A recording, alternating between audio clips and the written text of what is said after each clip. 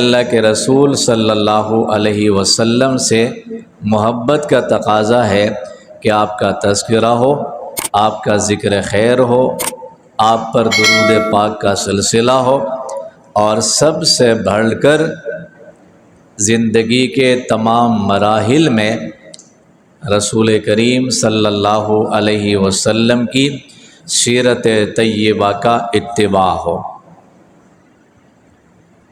محبت رسول صلی اللہ علیہ وسلم یہ ایمان ہے، جس کے دل میں رسول پاک علیہ الصلاۃ والسلام کا عشق نہیں ہے، محبت نہیں ہے، اس کے دل میں ایمان بھی نہیں آ سکتا۔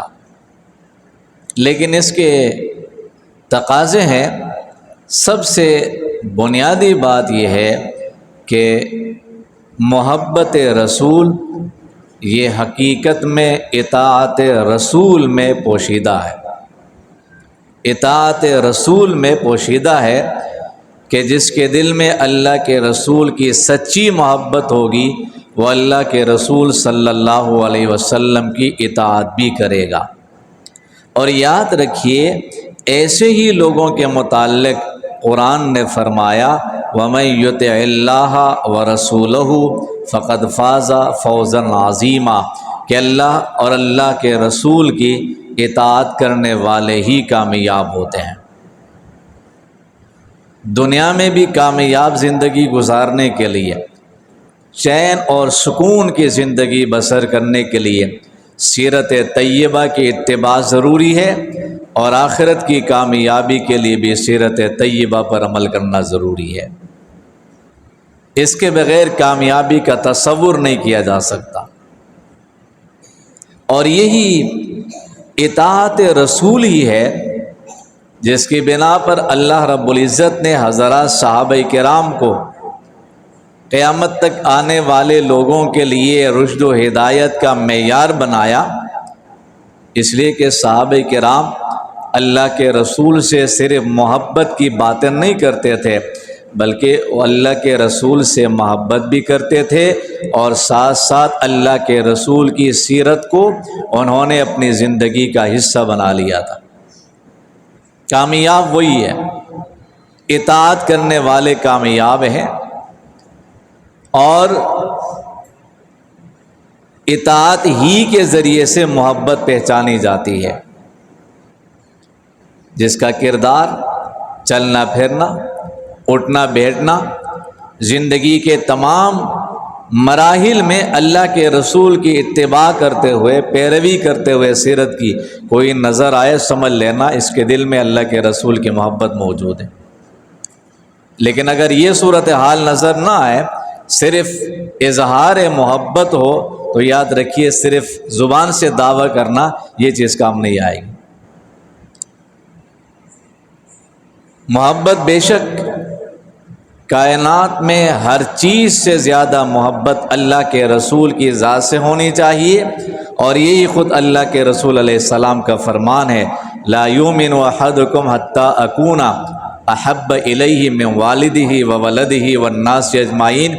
ایک شخص اپنی اولاد، اپنے والدین اور ساری انسانیت سے زیادہ محبت اللہ کے رسول سے کرے تو یہی کامل مومن ہے۔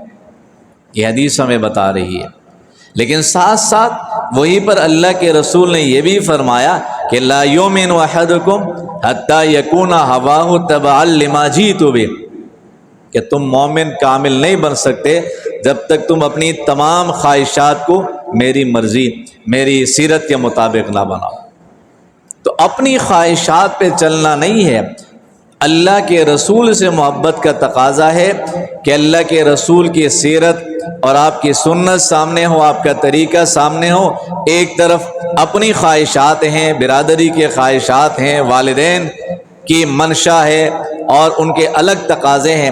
ان تمام باتوں کو چھوڑ دے، اللہ کے رسول کی سیرت کو اپنائے، تو کہا جائے گا دل میں اللہ کے رسول کی محبت ہے، اور یہی کامیاب ہے۔ ایک روایت میں ہے اللہ کے رسول نے فرمایا کہ میری ساری امت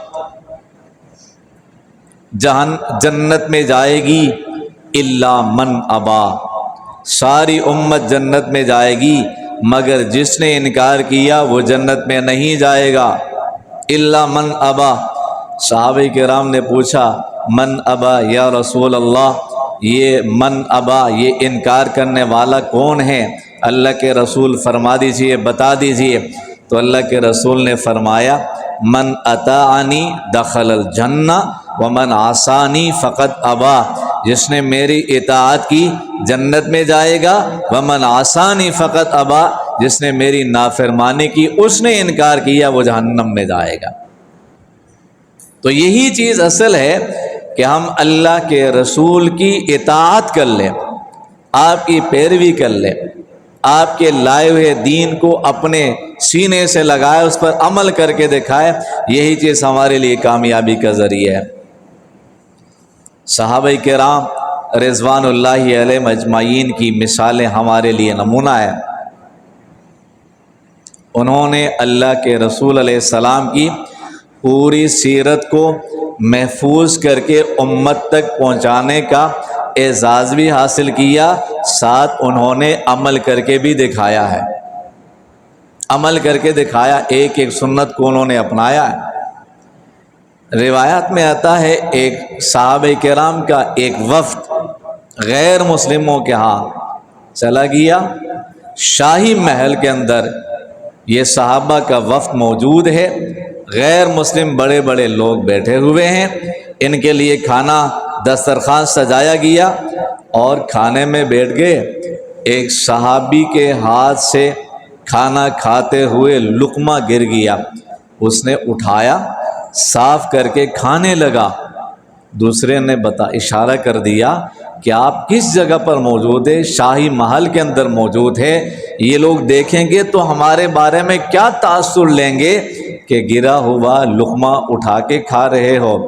تو اس صحابی نے بہت ہی خوبصورت جواب ارشاد فرمایا جو حدیث کی کتابوں میں موجود ہے، کہنے لگے اترکو سنتا رسول اللہ علیہ السلام لہؤلاء الحمقاء، ان غیر مسلموں کی طرف اشارہ کر کے صحابی رسول نے فرمایا کہ ان احمقوں کی وجہ سے میں اپنے نبی کی سنت کو ترک کر دوں، یہ نہیں ہو سکتا۔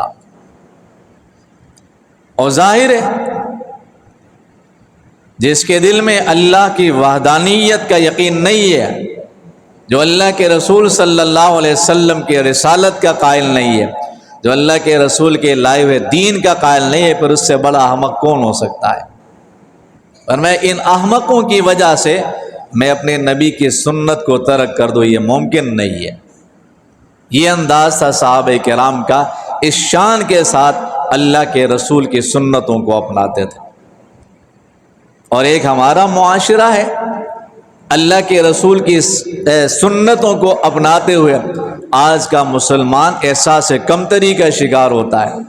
وہ یہ سوچتا ہے کہ میں اللہ کے رسول کی سنتوں کو اپناؤں گا تو لوگ کیا کہیں گے، مجھے صوفی کہیں گے، ملا کہیں گے، نہ جانے کیا کیا الفاظ، تو احساس کمتری کا شکار ہوتا ہے۔ احساس کمتری کا شکار نہیں ہونا، یہی سب سے بڑی دولت اور سرمایہ ہے کہ ہم اپنے نبی کی سنتوں کو اپنائیں۔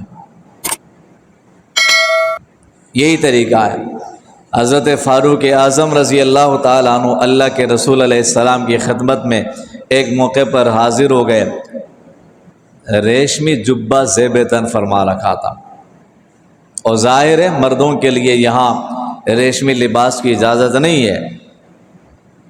نبی کریم صلی اللہ علیہ وسلم نے دیکھا تو ناپسندگی کا اظہار فرمایا اور بتا دیے کہ عمر یہ ریشمی لباس یہاں مردوں کے لیے اجازت نہیں ہے۔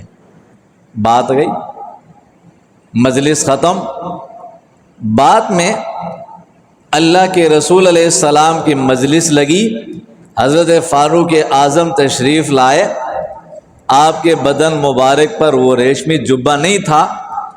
نبی اکرم صلی اللہ علیہ وسلم نے پوچھا کہ عمر جبے کا کیا بنا، ریشمی جبہ کا کیا بنا؟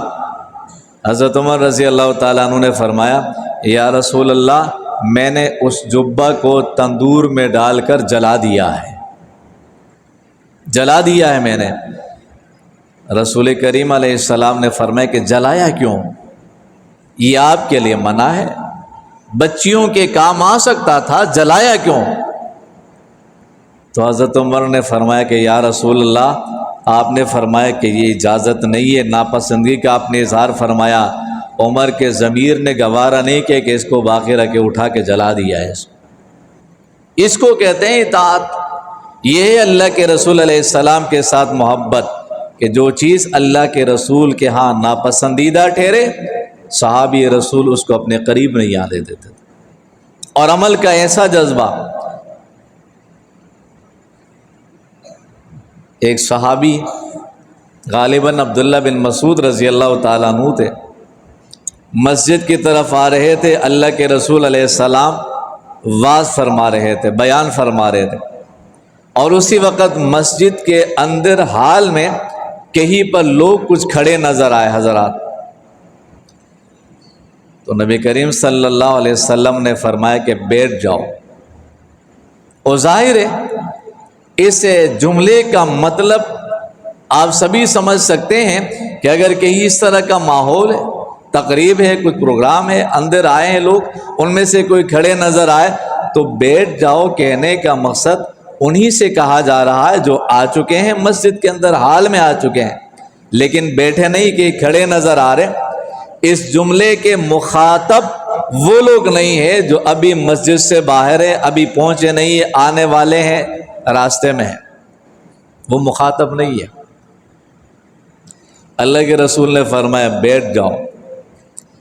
عبداللہ بن مسعود صحابی رسول ابھی مسجد میں پہنچا نہیں تھا، مسجد کے قریب آ گیا تھا، آن حضرت صلی اللہ علیہ وسلم کے یہ الفاظ مبارک ابن مسعود کی کان میں پڑ گئے، مسجد میں آیا نہیں تھا، باہر تھا، وہی پر بیٹھ گیا ہے، وہی بیٹھ گیا۔